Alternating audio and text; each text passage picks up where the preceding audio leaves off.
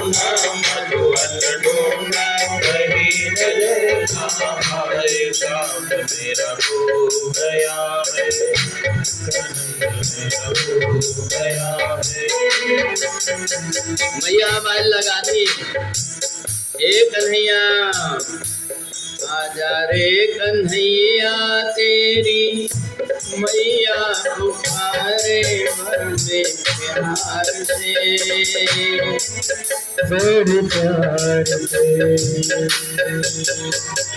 रोती है माँ की ममता आँखों से बहती धार रे,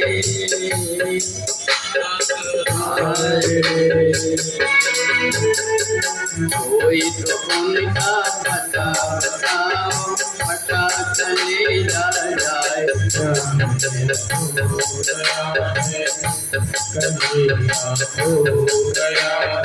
अब बन ढूंढा मधुवन ढूंढा नजर ना आए, हो गया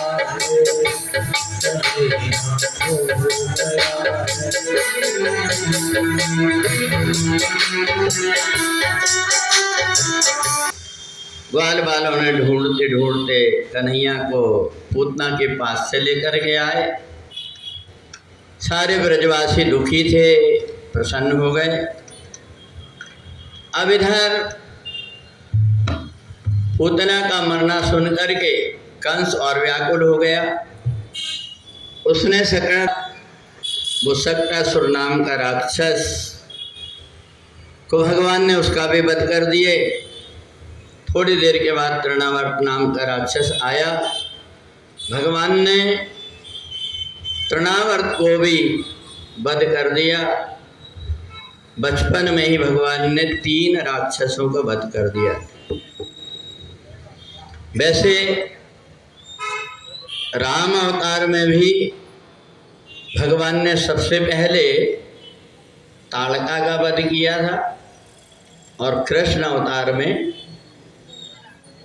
पूतना का वध। तो इस प्रकार से भगवान ने तीनों राक्षसों का वध कर दिया। मैया को चिंता हो गई।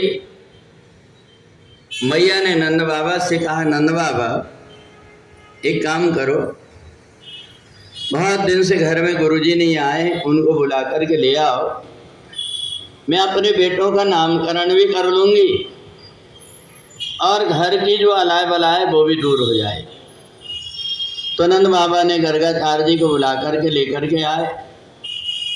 गर्गाचार्य जी सोच रहे थे कि अच्छे अच्छे नाम रखूँगा। तो गर्गाचार्य जी आए, उन्होंने 1008 नाम बताए। मैया यशोदा ने मुँह बना ली, कही कि ये नाम मेरे को कोई पसंद नहीं। नंदलाल, गोविंद, गोपाल, कन्हैया, कृष्ण, मुरारी सब, परंतु मैया को कोई भी नाम पसंद नहीं आए। जब कोई भी नाम पसंद नहीं आए मैया को, तो उस समय गर्गाचार्य जी ने पूछा कि मैया तुम ही बताओ। तो मैया ने कहा, देखो ये जो बड़ा है इसका नाम बलुआ और जो छोटा है उसका नाम कलुआ। तो गोपियाँ थी, कहे मैया तू ये नाम भले पुकार, परंतु हम तो जो नाम गुरुजी ने बताए उनमें से छांट छांट करके जो हमें पसंद आएगा हम वो गाएं। तो गोपियाँ क्या गाती थी? कोई कहे गोविंद, कोई गोपाला, हरि मैं तो कहूँ सांवरिया, मैं तो कहूँ सांवरिया बांसुरिया वाला, मैं तो कहूँ सांवरिया बांसुरिया वाला। मैं तो कहूँ सावरिया बांसुरिया वाला। कोई कहे गोविंद कोई गोपाला, कोई कहे गोविंद कोई गोपाला। मैं तो कहूँ सावरिया बांसुरिया वाला। मैं तो कहूँ सावरिया बांसुरिया वाला।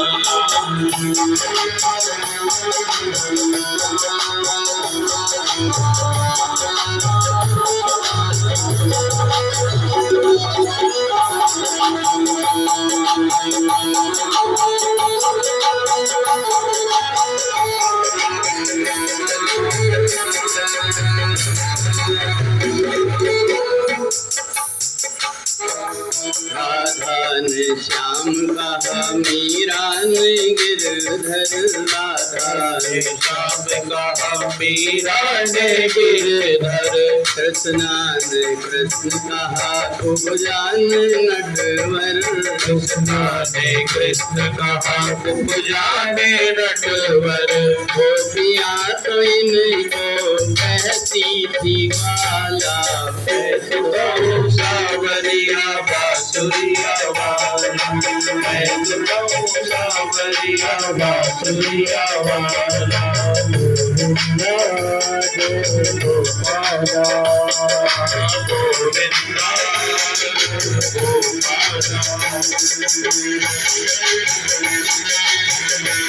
बनवारी अर्जुन के मोहन, सब के बनवारी अर्जुन के मोहन। हलिया ही कहकर पुकारा दुर्योधन, चलिया ही कहकर पुकारा दुर्योधन। कंस तो जल करके बैठा काला, मैं तो कहूँ सावरिया बांसुरिया वाला। मैं तो कहूँ सावरिया बांसुरिया वाला। कोई कहे गोविंद कोई गोपाला, कोई कहे गोविंद कोई गोपाला। मैं तो कहूँ सावरिया बांसुरिया वाला, मैं तो कहूँ सावरिया बांसुरिया वाला। मैं तो कहूँ सावरिया बांसुरिया वाला।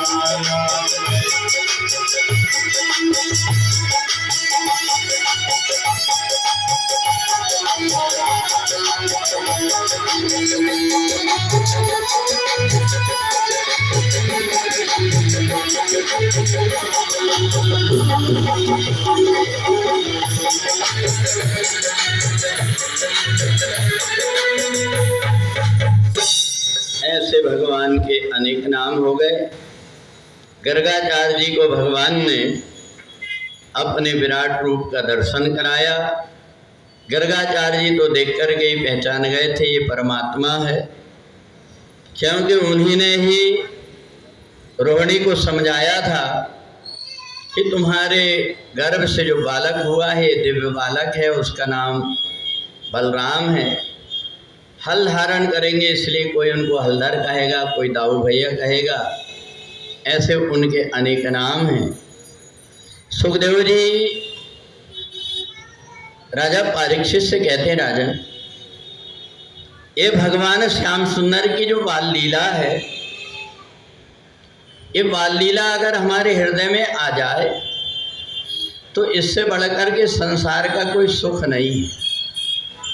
जो आनंद आता है भगवान शिव को बाल लीला में, वही आनंद भक्तों को आता है भगवान की जितनी बाल लीलाएं। इसलिए बहुत सुंदर सुंदर भगवान ने बाल लीलाएं किए हैं। भगवान धीरे धीरे जब बड़े हुए तो भगवान भोलेनाथ ने कहा, देवी पार्वती बहुत दिन से मैं इधर उधर बाहर कहीं गया नहीं हूँ, मैं कुछ दिन के लिए कहीं बाहर घूमने जाना चाहता हूँ। शंकर जी ने पार्वती जी को जानबूझ के नहीं बताया। अगर पार्वती जी साथ में जाएगी तो कहेगी जब जा रहे हो कहीं बाहर तो कोई अच्छे से कपड़े पहन लो, ऐसे बैठो, ऐसा करो, वैसा मत करो। और मैं तो परमात्मा के दर्शन करने जा रहा हूँ, इसलिए अपने ढंग से जाऊंगा। भगवान भोलेनाथ ने पार्वती को बताया नहीं। पार्वती ने कहा कि आओगे कब तक? बोले 2-3 दिन में आ जाओ। अब इधर भगवान जब चले तो गांव के बाहर गोकुल के देखे तो काकभूषण जी बैठे थे। कहा कैसे?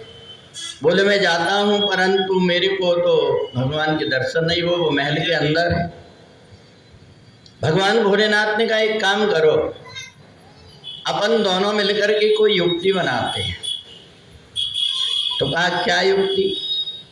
बोले अपन दोनों, मैं गुरु बन जाता हूँ, तुम शिष्य बन जाओ। काकभूषण ने कहा वैसे भी आपका शिष्य तो हूँ मैं। बोले अपन ज्योतिष विद्या वाले गुरु बनते। बोले ठीक। अब जब गए वहाँ ज्योतिष विद्या की दिखाने के लिए, तो दासियाँ बड़ी प्रभावित हुई देख करके कि बड़े अच्छे महात्मा आए हैं, वो ज्योतिष देखते हैं। अब इधर दासी ने कही महाराज हमारे यहाँ भी लाला हुआ है 85 वर्ष की उम्र में, आप उनके हाथ देखो। परंतु बात ऐसी है कि वो जनवासा जो है महिलाएं रहती है वहाँ पर, इसलिए जनाना घर है, वहाँ केवल एक ही आदमी जाएगा। तो शंकर जी ने काकभूषण से कहा कि ये लड्डू ले लो, बैठो यहीं पर। काकभूषण ने कहा, फेंक दिया वो थैली टंगा। बोले अभी बता देंगे हम तुम कौन हो कर। शंकर जी ने कहा रुको रुको। तो दासी ने कही क्या बातें हो रही? बोले देखो मैं बुढ़ा हो गया हूँ, मेरा जो शिष्य है ये ज्योतिष विद्या जानता है। तो शंकर जी को ढकेल दी पीछे। बोले फिर तुमको ले जा क्या करेंगे, अब इसी को ले जाते। तो काकभूषण ने कहा गुरु जी थैला थक्कड़ समाजना, मैं आता हूँ। शंकर जी ने कहा भैया ये क्या कर रहे हैं? बोले वो तो बदला है जैसे को तैसा। शंकर जी ने कहा कि मैं युक्ति निकालता हूँ दोनों जाने की।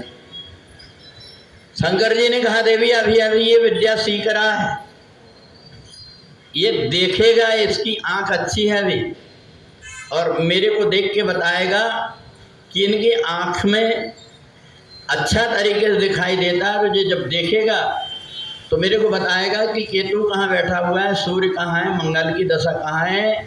तो मैं वैसा वैसा ज्योतिष बनाऊंगा, इसलिए दोनों को जाना पड़ेगा। दोनों जब गए तो जिस समय पर भगवान की गोद में कन्हैया आए, भगवान शिव सब कुछ भूल गए, आंख बंद करके और अपने बाल रूप अंदर के और बाहर के दोनों की देखने लगे। भगवान ने सोचा ऐसा ना हो जाए इनकी समाधि लग जाए, तो इसलिए धीरे से लेकर के दाढ़ी खींचे। दाढ़ी जैसे खींचे तो शंकर जी की आँख खुली। माता यशोदा ने कहा देख के बताओ। बोले मैया ये तेरे बालक की बहुत सी बाल लीलाएं होंगी जिससे कि सब गोप गोपियां आनंदित होंगी। कुछ कुछ परेशानियां हैं, वो परेशानियां आएंगी परंतु निकल करके चले जाएंगी। पर एक बात है, तेरे घर में बहुओं का बहुत योग है। बोले कहाँ की बहू मिलेगी? बोले कहाँ की नहीं मिलेगी, ये पूछ चारों दिशा से आएगी। तो बोले चारों दिशा से कितनी? बोले 16,108। अब मैया घबरा गई। भगवान भोलेनाथ जैसे वहाँ से चले काकभूषण जी के साथ में, अब इधर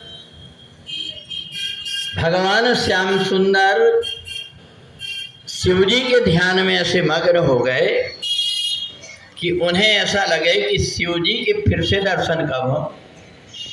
तो मैया ने कही बाबा एक काम कर, तू बार बार कहाँ आएगा, इसलिए हमारे यहाँ एक मंदिर बना जा मेरे बेटे को जब कभी भी परेशानी होगी तो मैं मंदिर ले जा लूँगी। तो वहाँ पर ही मैया ने एक मंदिर बनाए जिसको गोपेश्वर मंदिर के नाम से जाते। तो वही गोपेश्वर मंदिर मैया ने बनवा दी और भगवान भोलेनाथ चले आए। इधर भगवान श्याम सुंदर को सारे देवता आकर के कहने लगे कि हमें आप कोई ना कोई प्रसाद दो। तो भगवान ने सोचा कितने देवताओं को दूंगा, तुम चिंता मत करो, तुम्हारे घर बैठे मैं प्रसाद पहुंचा दूंगा। भगवान रात भर देवताओं के साथ में बैठे रहे।